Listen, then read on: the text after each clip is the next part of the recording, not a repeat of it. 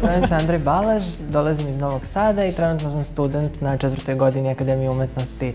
Sviram violinu u klasi profesora Stefana Milenkovića.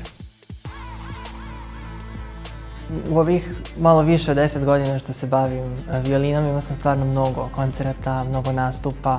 Svirao sam i solo i u okviru različitih kamernih sastava i u okviru kvarteta. Nastupao sam na raznim takmičenjima, s raznim orkestrima, sa svojim roditeljima i stvarno ne znam da li je neka određena stvar vodila nečemu i stvarno sam ponosan na sve podjednako.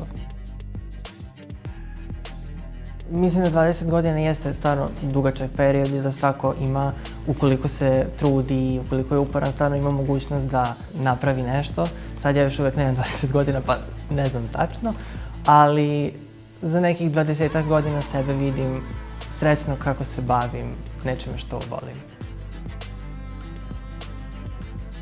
Stvarno sam srećan i ponosan što su stvarno mnogo dobrih ljudi odabrali baš mene i zahvalan sam svima što su me podržali i predložili.